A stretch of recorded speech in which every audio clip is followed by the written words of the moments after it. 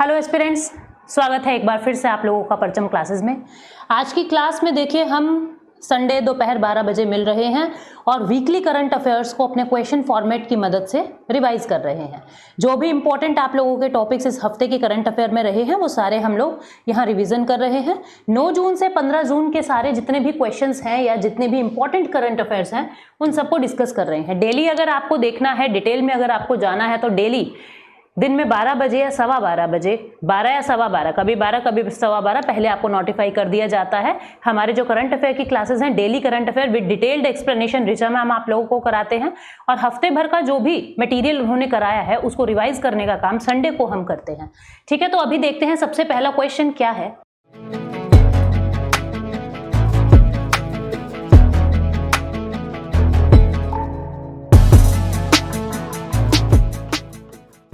सबसे पहला क्वेश्चन है स्टूडेंट, देखिए कहता है who received the life time achievement award at the plastic export excellence award 2024।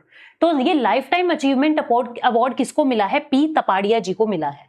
अब देखो ये किसने दिया है, ये आपको महाराष्ट्र के गवर्नर दिख रहे हैं। ठीक है, तो महाराष्ट्र गवर्नर रमेश बैस जो है वो global success of the Indian plastic industry, पूरे विश्व में इंडियन प्लास्टिक इंडस्ट्री की जो सक्सेस है उसके लिए ये अवार्ड जो है वो दे रहे हैं पी तपाड़िया जी को। ठीक है, इन्होंने ये लाइफ टाइम अचीवमेंट अवार्ड इनको मिला है और कुछ श्रेय जो है अरविंद गोयंका जी को भी जाता है, लेकिन ज्यादातर श्रेय जो है पी तपाड़िया जी को ही जा रहा है। ठीक है, it is given by plastic export promotion council, मतलब गवर्नर तो सिर्फ उनको हैंड ओवर कर रहे हैं। ये जो अवार्ड है ये किसने बांटे हैं? ये this is given by plastic export promotion council. ठीक है, और this is plastic export excellence award, plastic export excellence award. और इंडिया के प्लास्टिक को एक्सपोर्ट ज्यादा से ज्यादा किया जा रहा है, इसलिए एक ब्रांड इंडिया हमको प्रमोट करना है, उसके लिए ये अवार्ड जो है ये मिला है। ठीक है, टोटल 75 प्लास्टिक एक्सपोर्टर्स जो हैं वो इसको रिसीव करेंगे। ये पूरा जो मतलब अवार्ड है उसको अवॉर्डेड 75 प्लास्टिक एक्सपोर्टर्स को अवार्ड ये मिला है। ठीक है, तो नेक्स्ट जो है, नेक्स्ट न्यूज क्या है? ये है which of the following space organisation have partnered for the Earth Care satellite project. Earth Care satellite project के लिए कौन सी स्पेस ऑर्गेनाइजेशन ने पार्टनरशिप निभाया है? तो एक तो यूरोप की स्पेस एजेंसी है, यूरोपियन स्पेस एजेंसी, और जापान स्पेस एजेंसी यानी जाक्सा। इन दोनों ने मिलकर अर्थ केयर सैटेलाइट प्रोजेक्ट बनाया है। इसके अंदर क्या होगा, जो एरोसोल्स होते हैं, जो हवा में छोटे छोटे पार्टिकल्स होते हैं, उनका क्या इंपैक्ट पड़ता है धरती के क्लाइमेट पे, उसके लिए ये अर्थ केयर सैटेलाइट प्रोजेक्ट बनाया है यूरोपियन स्पेस एजेंसी और जापान स्पेस एजेंसी ने मिलकर। तो ऑप्शन क्या हो जाएंगे? ऑप्शन हो जाएंगे, एक मिनट रुकना, ऑप्शन हो जाएगा यहाँ पे यूरोपियन स्पेस एजेंसी और जापान स्पेस एजेंसी। देखो जब सन से रेडिएशंस आती हैं, जब सन से रेडिएशन आती हैं तो होता क्या है, बहुत सारी चीजें, हीट बजट आपने ज्योग्राफी के अंदर पढ़ा होगा। जो हीट बजट होता है, बहुत सारी हीट तो धरती पे पहुंच पाती है, बहुत सारी क्लाउड से ही वापस रिफ्लेक्ट होके चली जाती है। तो कितनी धरती पे पार्टिकल्स आ रहे हैं और उन पार्टिकल्स का क्या प्रभाव है, इन सबको चेक करने के लिए अर्थ केयर सैटेलाइट लॉन्च आया है। ठीक है, तो ये जो है किसने मिलके बनाया है, आप देख सकते हो यहाँ पे कौन मिलके बना रहा है, यूरोपियन स्पेस एजेंसी और जापानीज स्पेस एजेंसी यानी जाक्सा। ये देखेगी कि how the formation of cloud, कैसे क्लाउड्स बन रहे हैं उन एरोसोल्स की मदद से, डेंसिटी क्या है एटमॉस्फेयर के अंदर एरोसोल की, और उस डेंसिटी की वजह से अर्थ का टेम्परेचर कैसे इंपैक्ट हो रहा है। एरोसोल्स क्या होते हैं? छोटे छोटे पार्टिकल्स होते हैं एयर के अंदर, ठीक है, जो अर्थ के एनर्जी बजट को इफेक्ट करते हैं।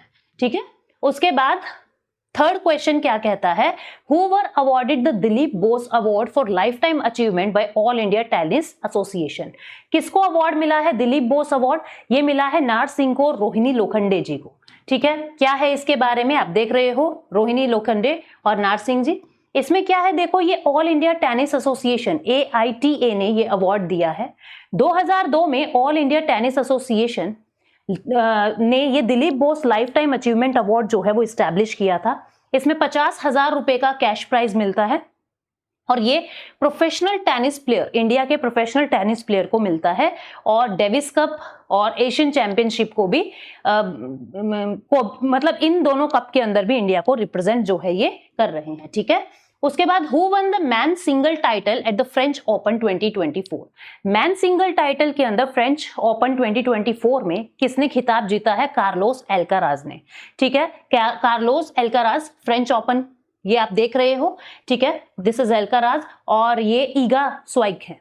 तो किसने क्या जीता है देखिए, ईगा स्वातिक जो पोलैंड की है, तीसरी बार फ्रेंच ओपन चैंपियनशिप इन्होंने जीता है। तीसरी बार फ्रेंच ओपन चैंपियनशिप ईगा जी ने जीता है। ठीक है, और जो ऑस्ट्रेलियन चैंपियनशिप आप देख रहे हो वो जो है आप यहाँ पे देखेंगे, देखो तीसरी बार इन्होंने फ्रेंच ओपन चैंपियनशिप जीता है। ठीक है, 5 साल में चौथी बार ये जीत रही हैं और इन्होंने फ्रेंच ओपन 2020 में जीता, यूएस ओपन 2022 में जीता। सेरेना विलियम्स के ने जो 2013 में जीती थी, ये सेकंड विमेन है।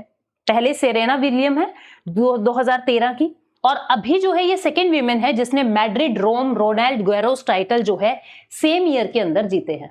ठीक है, कार्लोस एल्काराज जो है इन्होंने अलेक्जेंडर ज़वेरेव को हराते हुए फ्रेंच ओपन टाइटल को जीता है। ठीक है, फ्रेंच ओपन टाइटल को जीता है और ये ग्रैंड स्लैम टाइटल लेने वाले यंगेस्ट मैन बन गए हैं जो तीनों सरफेस पे 3 की 3 सरफेस पे ग्रैंड स्लैम टाइटल जिन्होंने प्राप्त किया है।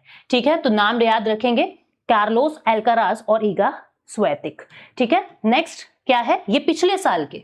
अब देखो जो टूर्नामेंट हो चुका वो तो इस साल का इंपॉर्टेंट है, जैसे फ्रेंच ओपन हो गया, ऑस्ट्रेलियन ओपन हो गया, तो ये तो आप याद मत करो, ये तो 2024 के याद करो। लेकिन जो मैंस ग्रैंड स्लैम मिले हैं विंबलडन में, वो कार्लोस एल्काराज विनर हैं, रनर अप रहे नोवाक जोविक। ठीक है, यूएस ओपन में नोवाक जो है विनर रहे, रनर अप रहे डैनियल मेडलेव। उसके बाद ऑस्ट्रेलियन ओपन में जैनिक सिनर विनर रहे और डैनियल जो है वो रनर अप रहे। ये विमेन्स ग्रैंड स्लैम टाइटल है। तो फ्रेंच और ऑस्ट्रेलियन को तो मत याद करो क्योंकि ये तो अब 2024 के हो चुके हैं। 2023 के बाकी जो लोग हैं, यूएस ओपन में कोको गॉफ विनर रहे, विंबलडन में मार्केटा जो है वो विनर रहे। ठीक है, तो इनको थोड़ा सा याद रखेंगे, रटने की जरूरत नहीं है। 5th क्वेश्चन क्या कहता है, who became the first ever Indian to win a bout at the ultimate fighting championship. ये है पूजा तोमर। पूजा तोमर जो है इंडिया की पहली है। पूजा तोमर जो है वो इंडिया की पहली है। India's Puja Tomar became the first ever Indian to win a bout at the ultimate fighting Championship in UFC Louisville 2024। देखो इंडिया की तरफ से पूजा तोमर पहली बन गई है, पहली खिलाड़ी बन गई हैं जिन्होंने अल्टीमेट फाइटिंग चैंपियनशिप को जीता है। 2023 में she was the first Indian women to land a contract with the UFC, और ये भारत की तरफ से पहली ही महिला है जो यूएफसी के साथ एक कॉन्ट्रैक्ट बनाती हैं, यानी इस गेम में जाती हैं। और ये मार्शल आर्ट है। ठीक है, ये मार्शल आर्ट है, biggest mixed martial art promotion है पूरी दुनिया के अंदर। ये कहां पे पैदा हुई हैं? उत्तर प्रदेश से है, मुजफ्फरनगर, बुधाना विलेज इनका पड़ता है। ठीक है, और नेक्स्ट जो है हम देखते हैं, नेक्स्ट इज 6th क्वेश्चन। ये कहता है which organization in India was awarded the UN's WSIS 2024 champion award. UN का WSIS 2024 का चैंपियन अवार्ड किसको मिला है? ये मिला है C.DOT को।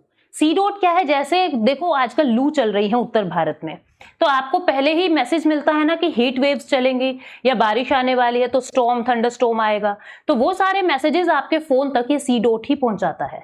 यानी कि मौसम संबंधित कोई भी जो आपके टेक्स्ट तक जानकारी दे रहा है वो C.DOT का काम है। अब इस C.DOT को यूएन ने WSIS 2024 का चैंपियन अवार्ड दिया है। ठीक है, ये चैंपियन अवार्ड इनको मिला है centre for development of telematics, यानी कि टेलीकॉम का यूज करते हुए सारे मैसेजेस लोगों तक पहुंचाना। Centre for development of telematics ये इनका पूरा नाम है। United nation world summit of information society, WISS का नाम क्या है? World summit of information society 2024 का चैंपियन अवार्ड जो है वो इसको जाता है।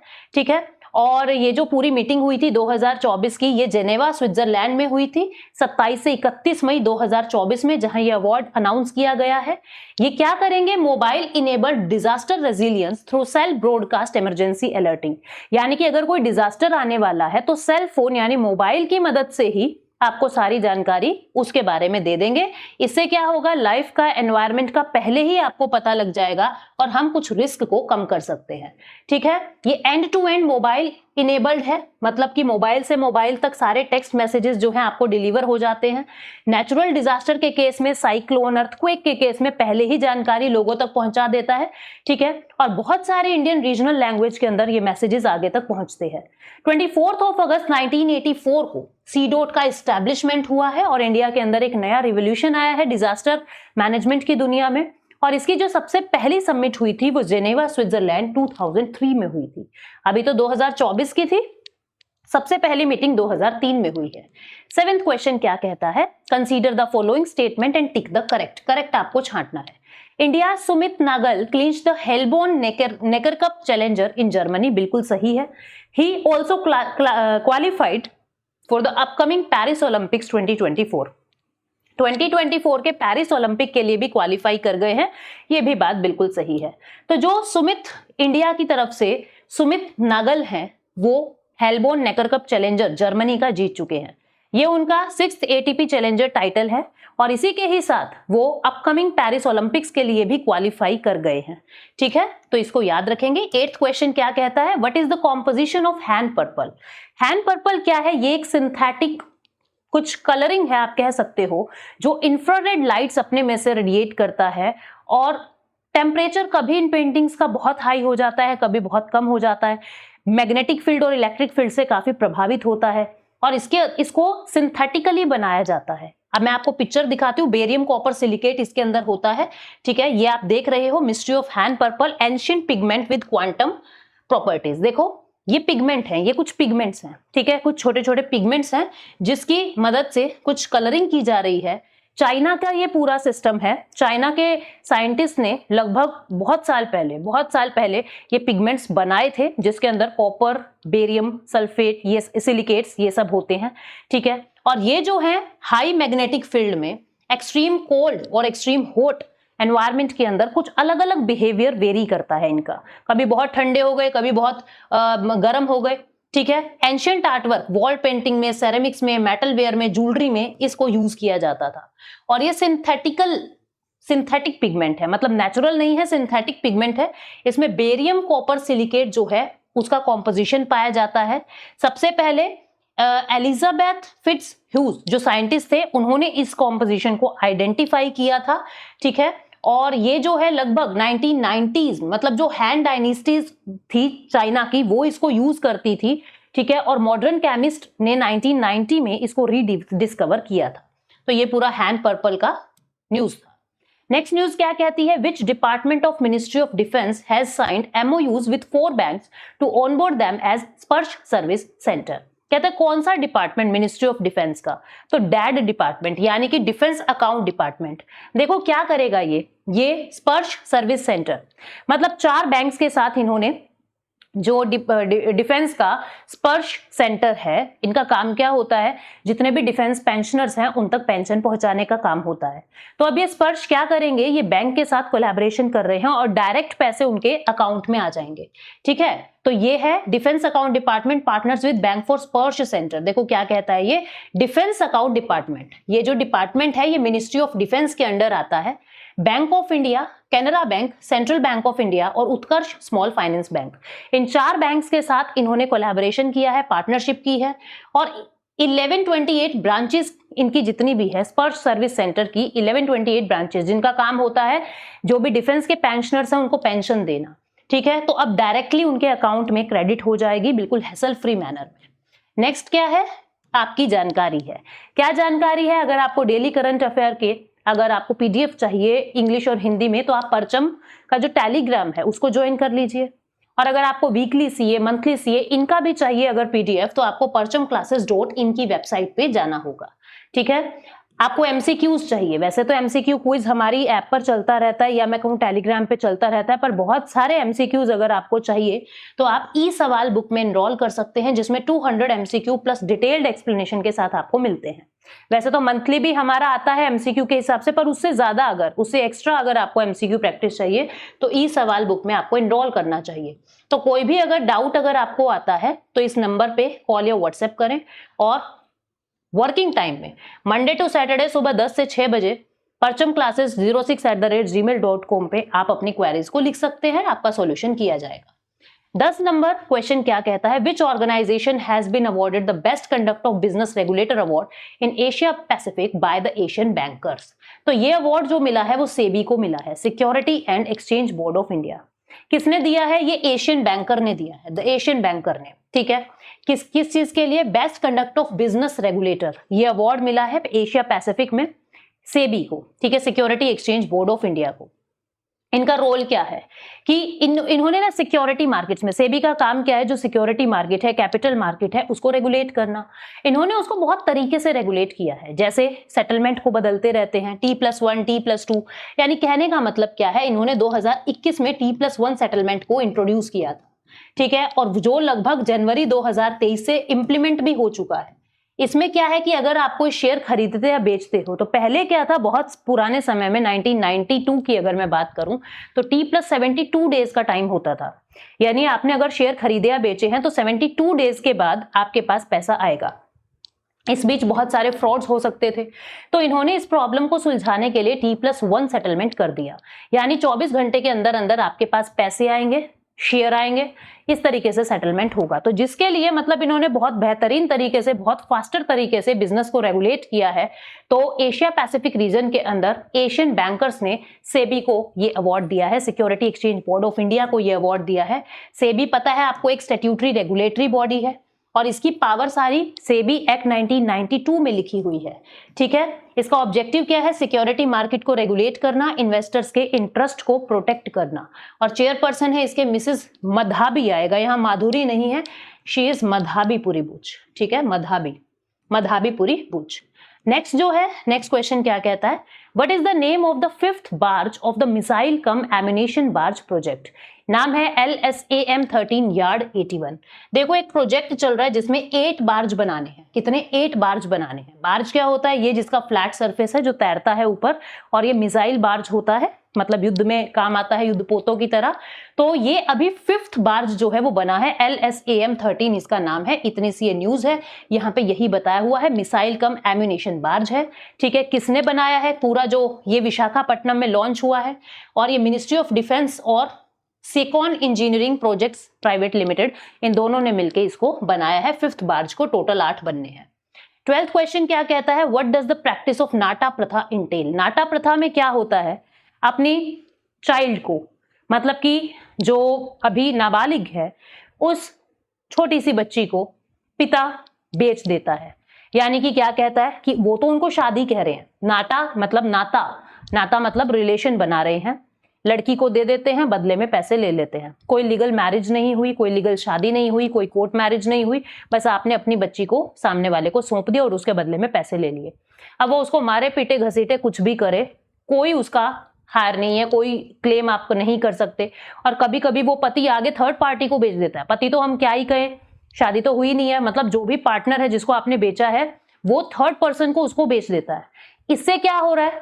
एक तो सेक्सुअल अब्यूज हो रहा है लड़की का। ठीक है, मतलब कि चाइल्ड ट्रैफिकिंग हो रही है, गर्ल ट्रैफिकिंग हो रही है, ह्यूमन ट्रैफिकिंग हो रही है, और पोक्सो एक्ट जो है वो इस पे लग सकता है। ये क्या है? पूरी नाटा प्रथा है। तो इसके अंदर हो क्या रहा है, मैरिज के लिए एक ट्रांजैक्शन हो रहा है यूजिंग अ स्टैम्प पेपर। ठीक है, तो ये एक ट्रांजैक्शन है जिसको इरेडिकेट करने को नेशनल ह्यूमन राइट कमीशन ने कहा है। तो एक पिता है जिन्होंने ये पूरी अर्जी लगाई कि भाई इस तरीके से, क्योंकि उनकी बेटी मर गई है, तो उन्होंने सुसाइड कर लिया था पिता की ही गलती के कारण, लेकिन पिताजी ने उल्टा एप्लीकेशन लगा दी नेशनल ह्यूमन राइट कमीशन ने। तो नेशनल ह्यूमन राइट कमीशन ने सब सारी तफ्तीश की तो पता लगा कि उनके फादर की ही गलती थी। नेशनल ह्यूमन राइट कमीशन ने ministry of women and child development को एक नोटिस इशू किया है, राजस्थान, मध्य प्रदेश, उत्तर प्रदेश और गुजरात में जो नाता प्रथा चल रही है उसको बैन करने के लिए। इसमें क्या होता है, मतलब पूरी रिपोर्ट को और प्रपोज आने के लिए पूरे 8 सप्ताह लगे हैं, 8 वीक लगे हैं, और ये एक तरीके का मॉडर्न फॉर्म है प्रोस्टिट्यूशन का। ठीक है, इसमें माइनर गर्ल्स और विमेन की ट्रैफिकिंग होती है, पैसा लेके। आप देख रहे हो कितनी सी बच्ची है, पैसा लेके और उसको बेच दिया जाता है। राजस्थान, मध्य प्रदेश, उत्तर प्रदेश और गुजरात के अंदर सेलिंग ऑफ गर्ल्स, इसके अंदर गर्ल्स को बेचा जा रहा है। ठीक है, जनरली स्टैम्प पेपर बनता है और कहते हैं कि ये चाइल्ड मैरिज ही है, बच्ची की शादी भी नहीं कर रहे, मैरिज भी नहीं कह सकते इसको पूरी तरीके से। ठीक है, लड़की की खुद की फैमिली इस पूरी ट्रांजैक्शन को कंडक्ट करती है, लड़की माइनर होती है ज्यादातर। इसमें कौन कौन से राइट्स का वायलेशन हो रहा है? ह्यूमन ट्रैफिकिंग हो रही है तो इमोरल ट्रैफिक प्रिवेंशन एक्ट 1956 के तहत ये अपराध है। चाइल्ड मैरिज हो रहा है, ये prohibition of child marriage act 2006 के अगेंस्ट अपराध है। पोक्सो एक्ट मतलब कि protection of children from sexual offence, इसके अंडर भी ये एक अपराध है। तो इतने सारे वायलेशंस हो रहे हैं एक प्रथा को, तो इसलिए नेशनल ह्यूमन राइट कमीशन क्या कह रहा है? नाता प्रथा को बंद करो। ठीक है, नाता प्रथा को बंद करो। क्लियर है? नेक्स्ट जो है, इसके बाद जो नेक्स्ट न्यूज है, that is who won the Canadian grand pre for the third straight year. Max Verstappen ने फिर से तीसरे साल के लिए भी कैनेडियन ग्रैंड प्री जीत लिया है। यहाँ पे यही है, थर्ड स्ट्रेट ईयर के लिए रेड बुल टीम से मैक्स वर्स्टैपन, जो कार रेस होती है उसमें मैक्स वर्स्टैपन ने कैनेडियन ग्रैंड प्री को जीत लिया। ठीक है, फॉर्मूला 1 रेस कार आप देख लेंगे, F1 races, formula 1 races car race जो हुई है 2024 की, उसके विनर कौन है? बहरेन के मैक्स वर्स्टैपन है, सऊदी के मैक्स वर्स्टैपन है, सब जगह के मैक्स वर्स्टैपन है ज्यादातर। ठीक है, लेकिन ऑस्ट्रेलिया के कार्लोस है, हमने डिस्कस किया था। ठीक है, मियामी के लैंडो नॉरिस हैं और मोनाको के चार्ल्स लेक्रेक हैं, पिछली बार बताया था मैंने। 3 जगह को छोड़ के जो 5 जगह, टोटल 8 ग्रैंड प्री होते हैं, उनमें से 5 में मैक्स वर्स्टैपन जो है वो जीते हैं F1 फॉर्मूला 1 रेस कार में। Consider the following statement, PM Kisan is a central sponsored scheme. Under the scheme, 6,000 per year in 2 equal installments is provided to all land holding farmer family। तो देखते हैं इसमें क्या सही है क्या गलत है, पहले इसको डिस्कस करते हैं। देखो, पीएम नरेंद्र मोदी जी लगातार तीसरी बार भारत के प्रधानमंत्री बनते हैं और इस टर्म में सबसे पहले उन्होंने जिस स्कीम पे साइन किए वो यही थी, पीएम किसान सम्मान निधि। ये 17th इंस्टॉलमेंट रिलीज की है नरेंद्र मोदी जी ने अपने हस्ताक्षर करके। तो इस टर्म के लिए सबसे पहली स्कीम पीएम किसान सम्मान निधि को ही इन्होंने साइन किया है। ये क्या है? Prime minister for the third time, तीसरी बार ये बने हैं और इन्होंने 17 इंस्टॉलमेंट पीएम किसान की रिलीज कर दी है 9 करोड़ 30 लाख फार्मर्स को। इसके अंदर लगभग 20,000 करोड़ रुपए डिस्ट्रीब्यूट किए जा रहे हैं। क्या है ये पूरी स्कीम? देखिए, ये एक सेंट्रल सेक्टर स्कीम है, यानी कि 100% फंडिंग सेंट्रल गवर्नमेंट कर रही है। तो पहली स्टेटमेंट गलत है बिल्कुल, ये सेंट्रल स्पॉन्सर्ड नहीं है। और दूसरी स्टेटमेंट भी गलत है, देखते हैं क्यों। ऑब्जेक्टिव क्या है? It aims to supplement the financial need. जो फाइनेंशियल नीड है उसको पूरी करने के लिए, किसानों की फाइनेंशियल नीड को पूरी करने के लिए कुछ इंस्टॉलमेंट्स दी जाती हैं, कुछ पैसा दिया जाता है किसानों को इंस्टॉलमेंट्स पे। ठीक है, 6,000 रुपए एक साल, 3 इक्वल इंस्टॉलमेंट्स में। अब देखते हैं यहाँ क्यों गलत है। ये क्या कहता है? 2 इक्वल इंस्टॉलमेंट में 6,000 दिए जाते हैं, 3 इक्वल इंस्टॉलमेंट में 2-2 हजार करके 3 बार दिए जाते हैं। और 1 दिसंबर 2018 से ये स्कीम ऑपरेशनल हुई थी। ठीक है, पीएम किसान सम्मान निधि। 15th क्वेश्चन कहता है, who develop the integrated generator monitor protection and control system called विद्युत रक्षक। इंडियन आर्मी ने इसको लॉन्च किया है। जैसे सेंट्रलाइज्ड एसी होते हैं ऐसे ही सेंट्रलाइज्ड जनरेटर है, मतलब कि जितने भी जनरेटर हैं पूरी इंडियन आर्मी के, वो एक जगह से मॉनिटर होंगे, एक सिंगल जगह से मॉनिटर होंगे, जिसको इस पूरे सिस्टम को नाम दिया है विद्युत रक्षक। न्यूज यही है, फिर भी हम देख लेते हैं एक बार। देखिए, टेक बेस्ड इनोवेशन, एक टेक्नोलॉजी बेस्ड इनोवेशन किया है इंडियन आर्मी ने, इसको डेवलप किया है। ठीक है, आर्मी डिजाइन ब्यूरो ने इसको डेवलप किया है और इसको लॉन्च किया है army vice chief lieutenant general Upendra Dwivedi ji ने। Indian army year of tech absorption, मतलब कि टेक्नोलॉजी को एब्जॉर्ब कर रहे हैं, टेक्नोलॉजी का ज्यादा यूज कर रहे हैं। तो इसमें क्या होगा? विद्युत रक्षक के अंदर जितने भी जनरेटर रिलेटेड प्रेडिक्शंस हैं या फिर कैसा कहां पे क्या जनरेटर चल रहा है, उन सबको कंट्रोल किया जाएगा विद्युत रक्षक का यूज करके। ठीक है, नेक्स्ट क्वेश्चन क्या कहता है? Which year has been officially designated by the United Nation as the international year of quantum science and technology. 2025 को international year of quantum science and technology माना है किसने? यूनाइटेड नेशन ने। आप देखेंगे न्यूज को, देखिए, यूनाइटेड नेशन ने 2025 को international year of quantum science and technology घोषित किया है। The initiative will be year long and world wide. ठीक है, पूरे विश्व में इसको मनाया जाएगा, पूरे साल के लिए सेलिब्रेट किया जा रहा है। ये 14 जनवरी, इसकी ओपनिंग सेरेमनी 14 जनवरी 2024 बर्लिन के अंदर स्टार्ट हो जाएगी। ठीक है, इसमें हुआ क्या था? देखिए, एक जर्मनी के फिजिस्ट हैं जिनका नाम है हेजनबर्ग, यानी वर्नर हेजनबर्ग। इनका एक पेपर पब्लिश हुआ था जो क्लासिकल मैकेनिक्स और क्वांटम मैकेनिक्स के बारे में काफी जानकारी देता है और इस फील्ड में एक नया इनोवेशन आया था। उनके लगभग 100 साल पूरे हो रहे हैं, तो इसलिए इस ईयर को हम क्वांटम ईयर जो है वो घोषित कर रहे हैं। यूएन क्वांटम ईयर इसको घोषित कर रहा है। ठीक है। नेशनल क्वांटम मिशन जो है गवर्नमेंट ऑफ इंडिया भी लॉन्च कर रही है और लगभग 6000 करोड़ रुपए का ये पूरा प्रोजेक्ट रहेगा। 2023 से 2031 तक department of science and technology इसको इंप्लीमेंट कर देगी। ठीक है। 17th क्वेश्चन क्या कहता है, where was the smallest non great ape discovered? Answer आएगा जर्मनी। एप क्या होते हैं, आप अपनी भाषा में बंदर कह सकते हो, मंकी कह सकते हो, बिना पूंछ वाले, जो हमारे एंसेस्टर कहला रहे हैं। ठीक है। तो ये बहुत ही छोटा सा एप, स्मॉलेस्ट एप जो है वो डिस्कवर हुआ है। लगभग 11 मिलियन ईयर्स एगो पुराना है ये। ठीक है। मियोसीन पीरियड का है और बताया जा रहा है कि बहुत छोटा 10 kg इसका वेट है और ये बहुत ऊंचे पेड़ों पे चढ़ता है। ठीक है। तो इसका नाम क्या है? इसका नाम है ब्यूरोनियस मैनफ्रेशमेडी। ठीक है। ये होमिनिड है, एंशिएंट होमिनिड है और मॉडर्न ह्यूमंस इसी से ही बने हैं और इसका फोसिल्स जो है वो जर्मनी में मिला है। बहुत छोटे साइज का है, गुड क्लाइंबर है ये। ठीक है। और लगभग 10 kg इसका वेट है और लेट मियोसिन पीरियड के अंदर जो है ये थे, ऐसा इनके फॉसिल फ्यूल से डिस्कवर हुआ है। 18th क्वेश्चन क्या कहता है, in which 2 races does Gulveer hold the national record? 5000 men's metre race and 10,000 men metre race, इन दोनों के अंदर गुलवीर ने रिकॉर्ड ब्रेक किया है। अब देखो कितने समय में 5000 मीटर की जो रेस है वो इन्होंने पूरी की। पोर्टलैंड यूएस के अंदर ये पूरा रेस हो रहा था। ठीक है। क्या था पूरा रेस का नाम? Portland track festival high performance meet, US के अंदर हो रही थी। वहां पे इन्होंने 5000 मीटर को लगभग 13 मिनट 18.92 सेकंड के अंदर पूरा कर दिया। पहले जो रिकॉर्ड था वो अविनाश जी के नाम था, 13 मिनट 19.30 सेकंड्स टाइम का, लेकिन अब इन्होंने वो ब्रेक कर दिया है। ठीक है। तो इन्होंने नेशनल रिकॉर्ड बनाए हैं 10,000 मीटर रेस में भी और 5,000 मीटर रेस में भी। 19th क्वेश्चन क्या कहता है, which date has the United Nation organisation recognised and declared as the international day of play? International day of play बच्चों के लिए 11 जून को इंटरनेशनल डे ऑफ प्ले घोषित किया है यूएन ने। ये पहली बार हो रहा है। ठीक है। ये पहली बार हो रहा है, first ever international day of play, पहली बार ऐसा हो रहा है, काफी इंपॉर्टेंट हो जाता है। 11 जून को इंटरनेशनल डे ऑफ प्ले की तरह ऑब्जर्व किया जाएगा। यूएन ने इसको रिकॉग्नाइज और डिक्लेयर किया है। ठीक है। ये एक एनुअल रिमाइंडर होगा बच्चों के लिए, सभी एजेस की बच्चों के लिए, कि हम कैसे खेलते थे और कितना जरूरी है खेलना। ठीक है। इस बार की थीम है play makes a better world, play makes a better world.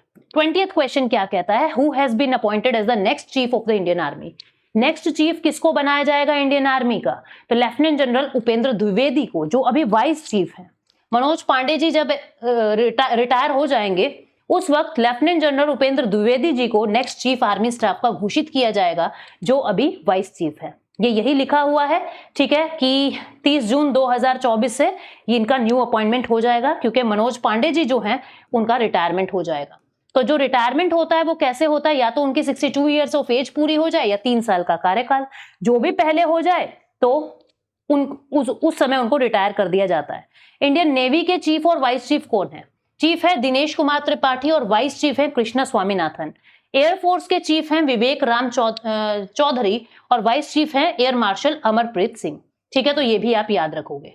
21st question क्या कहता है, which of the following statement regarding Global Gender Gap Index is correct? It is released by World Bank? No, it is released by World Economic forum.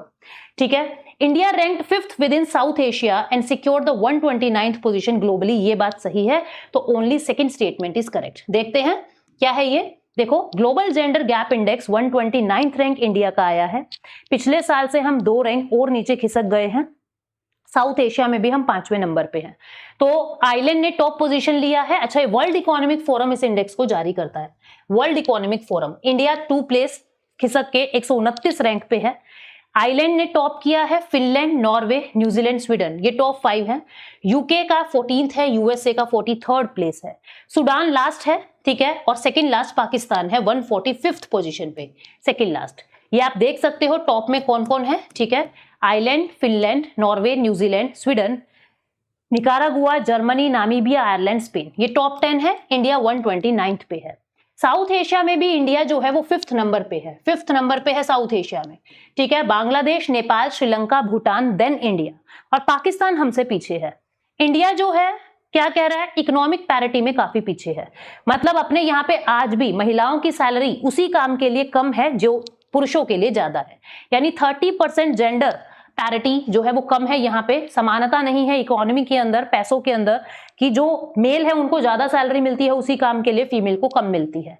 India showed the best gender parity in terms of enrolment of secondary education.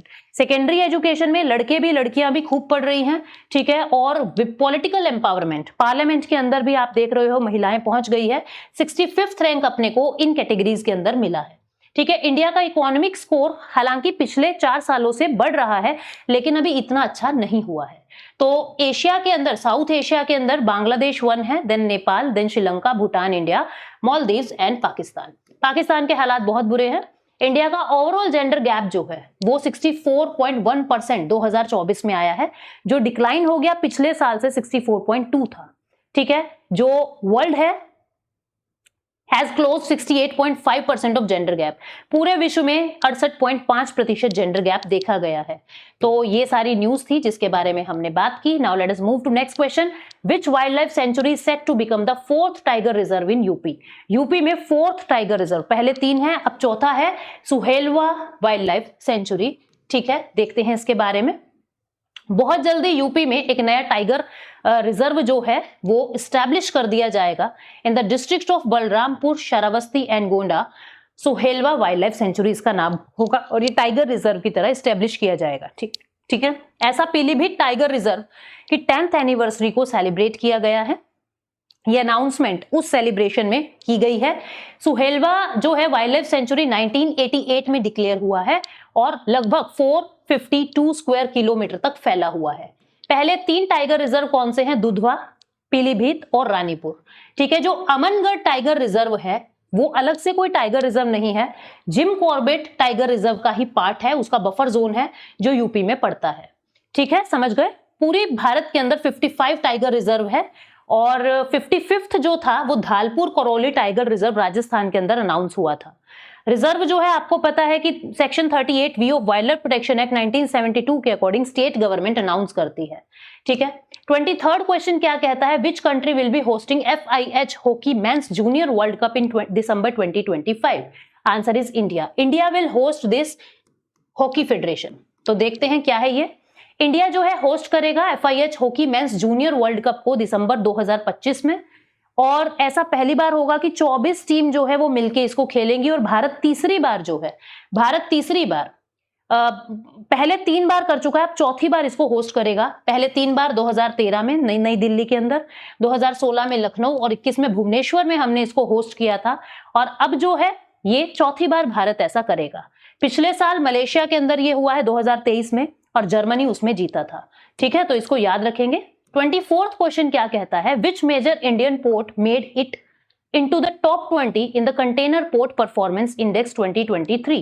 Container port performance index के अंदर हम क्या देखते हैं? हम देखते हैं efficiency, कितना जल्दी माल आया है, कितना जल्दी वो लोड हो रहा है, रीलोड हो रहा है। तो ये एफिशिएंसी बताता है किसी भी पोर्ट की, जो विशाखापट्टनम पोर्ट को ये अवार्ड जाता है, विशाखापट्टनम पोर्ट को। तो देखिए यहाँ पे 4th एडिशन था global container port performance index का। ईस्ट और साउथ ईस्ट एशियन पोर्ट्स जो है 2023 के अंदर, यानी कि टॉप 20 में 13th प्लेस विशाखापट्टनम लेता है। World bank S&P global market intelligence इसको डेवलप करता है और विशाखापट्टनम पोर्ट को अब की बार 19वां रैंक मिला है। ग्लोबल एफिशिएंसी इंडेक्स में 19वां रैंक इसको मिला है, ठीक है। सबसे ऊपर कौन सा है? यांगशेन पोर्ट है चाइना का, देन पोर्ट ऑफ सलाला है ओमान का 2nd प्लेस पे। इंडिया के जो पोर्ट हैं, विशाखापट्टनम पोर्ट जो है वो टॉप 20 में अपनी जगह बना चुका है। 25वां क्वेश्चन कहता है which of the following statement regarding exercise JIMEX 24 is correct? ये बायलेटरल एक्सरसाइज है, बिल्कुल सही है। जापान और इंडिया का मैरीटाइम एक्सरसाइज है और 2012 में ये स्टार्ट हुआ था, ये भी बात बिल्कुल सही है। बायलेटरल मतलब 2 देश, ठीक है।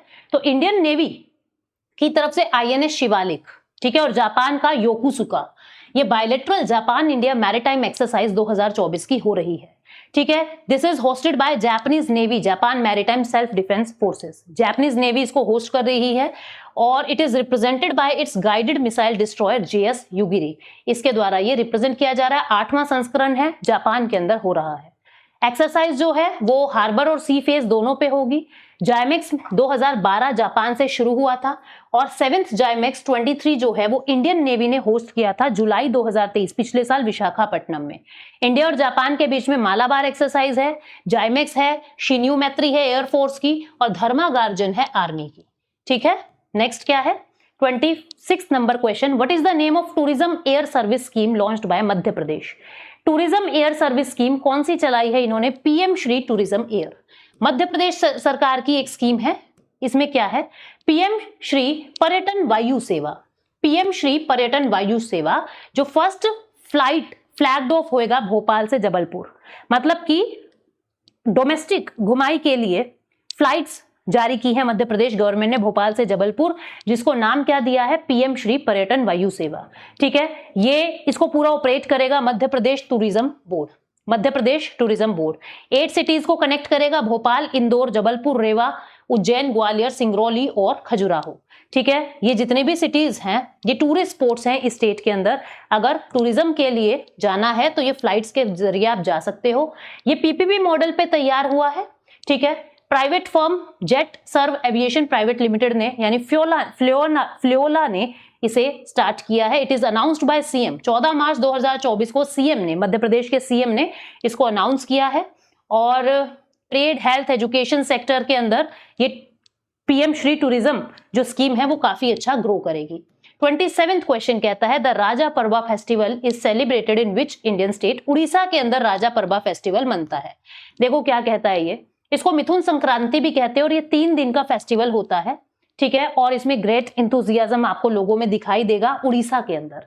इसको बासु माता यानी अर्थ, धरती माता, बासु माता जिसको कहते हैं, उसको पूजने के लिए इस पूरे फेस्टिवल को मनाया जाता है। और ये एग्रीकल्चरल एक्टिविटीज को स्टॉप कर दिया है, मतलब हम धरती माता को हम रेस्ट देना चाह रहे हैं और एक बार हम कृषि से निपटान कर रहे हैं, मतलब अभी हम कुछ बुआई नहीं करेंगे, धरती माता को रेस्ट दे रहे हैं। इसके लिए 3 दिन का सेलिब्रेशन होता है। 14 से 16 जून 2024 को ये अनाउंस हुआ है। पहली राजा फर्स्ट डे जो सेलिब्रेशन होता है, पहले दिन को हम पहली राजा कहते हैं। ठीक है, मिथुन संक्रांति सेकेंड डे को और बासी राजा लास्ट डे को मनाया जाता है। तो 14, 15, 16 3 दिन इसको सेलिब्रेट किया। 28th क्वेश्चन क्या कहता है? What is the primary goal of chief minister Mannuyir Kaathu and Mannuyir Kaapom scheme? तो इसमें सॉइल की हेल्थ को अच्छा करने के लिए ये मनुयर, तमिलनाडु की पूरी स्कीम है। ठीक है, आप देखते हो मनुयर काथू एंड मनुयर कोपम स्कीम जो है वो चीफ मिनिस्टर तमिलनाडु की ये स्कीम है।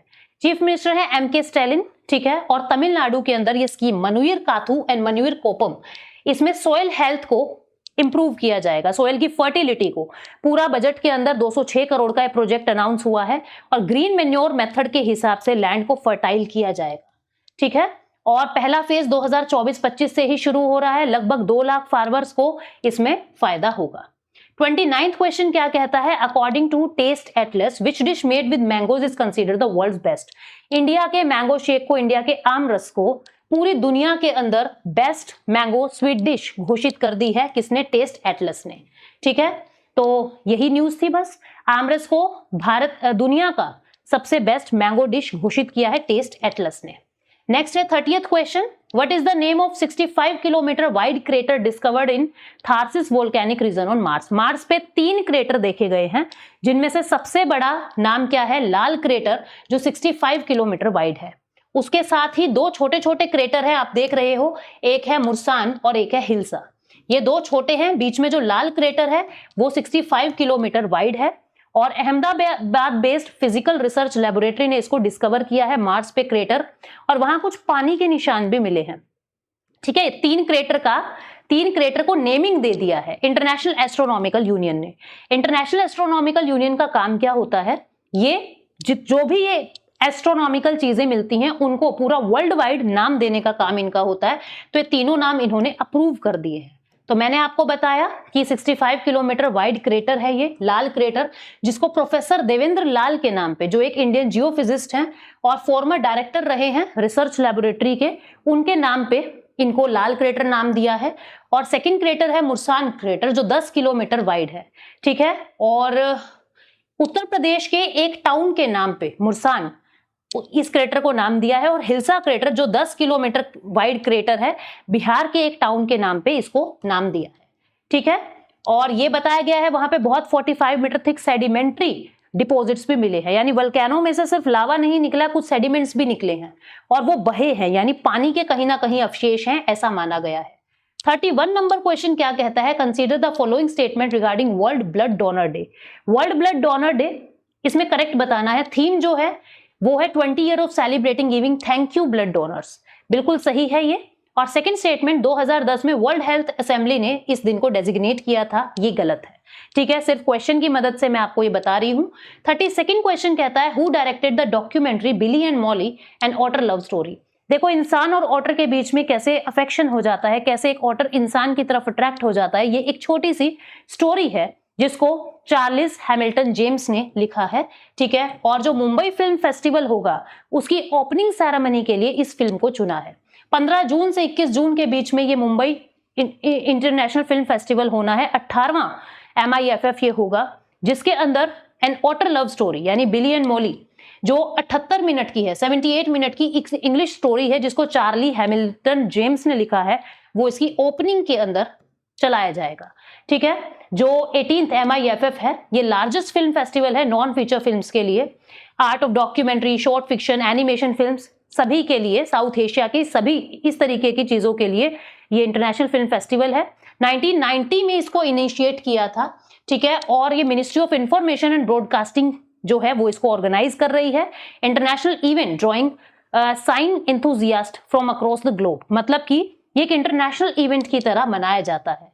ठीक है, 33 नंबर क्वेश्चन क्या कहता है, which of the following portfolios does prime minister Narendra Modi hold. Modi ji को कौन कौन से पोर्टफोलियो मिले हैं? Ministry of personnel public grievance and pension, बिल्कुल।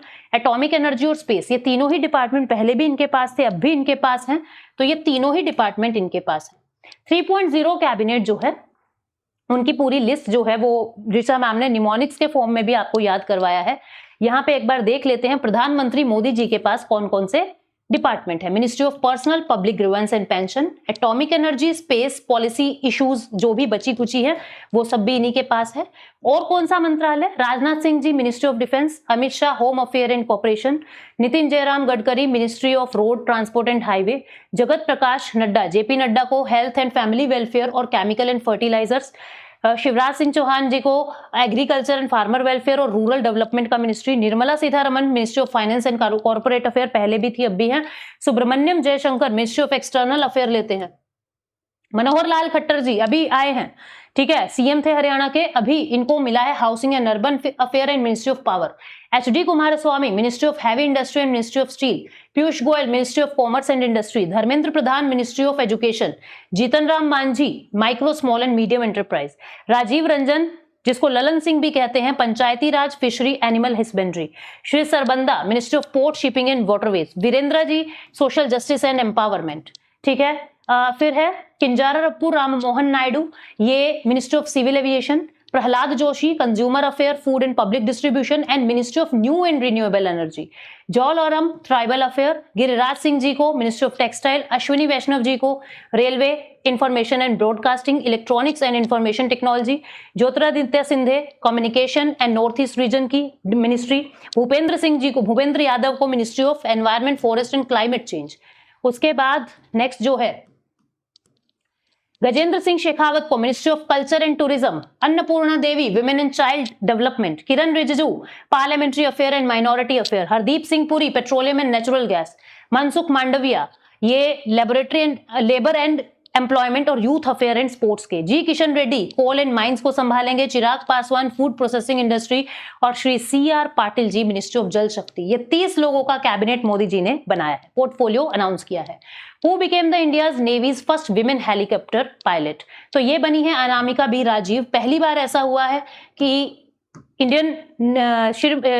जो अनामिका बी राजीव जो है वो first women naval helicopter pilot जो है वो बन गई है। सब लेफ्टिनेंट अनामिका बी राजीव, ठीक है, ये इंडिया की नेवी की पहली विमेन हेलीकॉप्टर पायलट जो है वो बन गई है।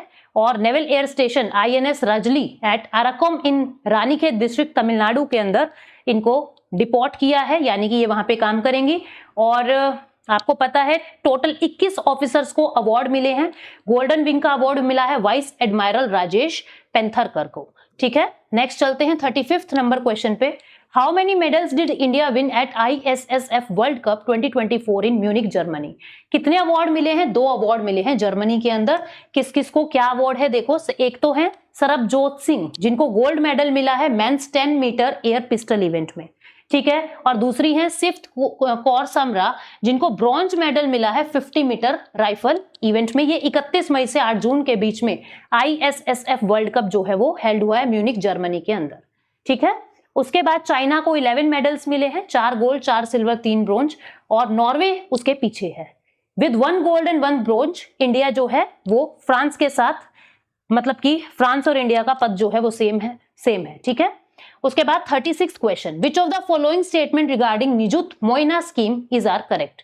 ये क्या करता है, चाइल्ड मैरिजेस को प्रिवेंट करता है, गर्ल एजुकेशन के लिए इंसेंटिव्स देके हर हफ्ते लड़कियों को कुछ पैसा मिलेगा, ऐसा असम के CM ने अनाउंस किया है। ठीक है, कि चाइल्ड मैरिज ना करो, लड़कियों को पढ़ाओ, हर हफ्ते हम पैसा देंगे। असम के CM है हिमंत बिस्व शर्मा, उन्होंने ये कहा है कि हम जो है मंथली, मैं वीकली कह रही हूं, मंथली स्टाइपेंड्स देंगे to all girl student from 11 to post graduate. 11वीं कक्षा से लेके पोस्ट ग्रेजुएट तक आने वाले 5 सालों में जितनी भी महिलाएं हैं, जितनी भी लड़कियां हैं, उनकी शादी मत करो, उनको पढ़ाओ, पैसा हम देंगे। 1500 करोड़ रुपए जो है इन 5 सालों में एलोकेट किए हैं, निजुत मोइना इस स्कीम को नाम दिया है। ठीक है, 10 लाख लड़कियों को ये इंसेंटिव्स मिलेंगे। A married girl will not get the benefit, जो मैरिड गर्ल है उसको बेनिफिट नहीं मिलेगा, जो अनमैरिड है और पढ़ रही है उसको बेनिफिट मिलेगा। PG कोर्स में अगर आप, अच्छा मैरिड गर्ल को नहीं मिलेगा, लेकिन अगर पोस्ट ग्रेजुएट में हो और शादीशुदा हो तो भी आपको मिलेगा। ठीक है, तो भी आपको पैसे मिलेंगे अगर आप PG में हो और मैरिड हो। इसका एम क्या है कि मैरिजेस को डिले करना, फाइनेंशियल इंडिपेंडेंट बनाना लड़कियों को, और उनको फैमिली को अवेयर करना, एनरोलमेंट बढ़ाना मकसद है। गर्ल्स 11वीं 12वीं में जो पढ़ रही हैं हर महीने 1000 रुपए मिलेंगे। ठीक है, और जो डिग्री स्टूडेंट्स हैं 1250 रुपए मिलेंगे, 2500 PG वाली लड़कियों को मिलेंगे। ठीक है, except for the daughter of, ministry की बेटी को, मिनिस्टर्स की बेटी को, MLA MP की बेटी को नहीं मिलेंगे। ठीक है, जो स्टूडेंट्स प्राइवेट कॉलेज में पढ़ रहे हैं नहीं मिलेंगे, उनको पैसा नहीं मिलेगा। जिनका फाइनेंशियल बैकग्राउंड अच्छा है उनको पैसा नहीं मिलेगा। समर वेकेशन के लिए कोई पैसा नहीं दिया जाएगा जून जुलाई में। ठीक है, 2 महीने में नहीं मिलेगा, यानी कि 10 मंथ के लिए ये स्कीम चलेगी। 37 नंबर क्वेश्चन क्या कहता है, who has been appointed as the national security adviser. तो अजीत डोवाल जी को नेशनल सिक्योरिटी एडवाइजर घोषित किया है। ठीक है, अपॉइंटमेंट कमेटी ऑन कैबिनेट ने अप्रूवल दिया है। PM PK मिश्रा को रीअपॉइंट किया है प्रिंसिपल सेक्रेटरी, प्राइम मिनिस्टर के प्रिंसिपल सेक्रेटरी, और अजीत डोवाल को नेशनल सिक्योरिटी एडवाइजर, फिर से इनको रीअपॉइंट कर दिया, और ये तब तक रहेंगे जब तक प्रधानमंत्री जी हैं। ठीक है, उसके बाद नेक्स्ट क्वेश्चन क्या कहता है, हु डेवलप द नागा अस्त्र 1 मैन पोर्टेबल सुसाइड ड्रोन। किसने इस ड्रोन को डेवलप किया है, economic explosive limited, EEL economic explosive limited. India का पहला इंडिजिनस कामिकेज मोड ड्रोन जो है ये आया है, पोर्टेबल है, और इसमें क्या होगा, सोल्जर्स को नहीं जाना दूसरे के एयरबेस स्टेशन के अंदर, ये ड्रोन ही काम कर देगा। इसका नाम है नागास्त्र 1।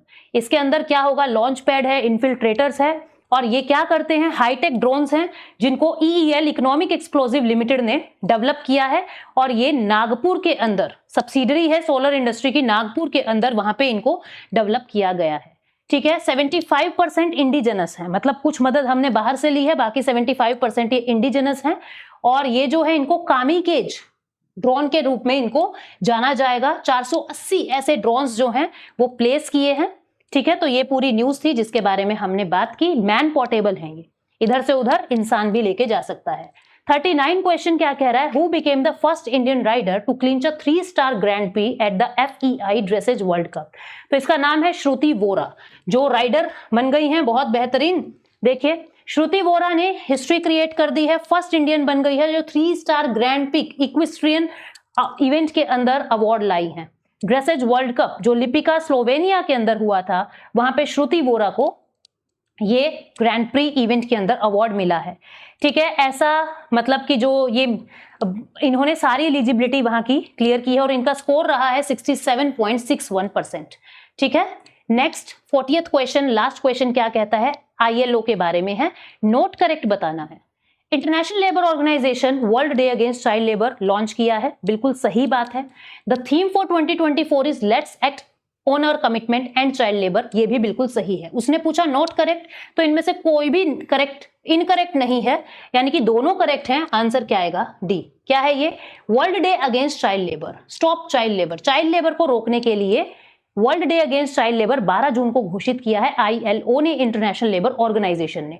थीम थी let's act on our commitment end child labour. ठीक है, आपको पता है ILO 1919 में फर्स्ट वर्ल्ड वॉर के बाद ट्रीटी ऑफ वर्सलिस के हिसाब से इसको ऑर्गेनाइज किया था। 1946 में ILO एक स्पेशल एजेंसी बन गया था UN का। हेडक्वार्टर जेनेवा स्विट्जरलैंड में है। पेरेंट ऑर्गेनाइजेशन इकोसोक है। ठीक है, ये UN डेवलपमेंट ग्रुप का भी मेंबर है ILO। Question of the day जो आपको बताना है, which state launch the mission Nishchay drive against drugs in association with the border security force and village defence committee. Punjab, Haryana, Gujarat, Rajasthan. गलती से यहाँ पे मैंने आंसर ही मार्क कर रखा है, तो आंसर ए है।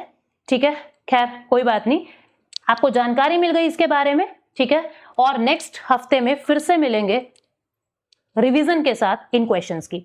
Thank you so much, take care, bye bye.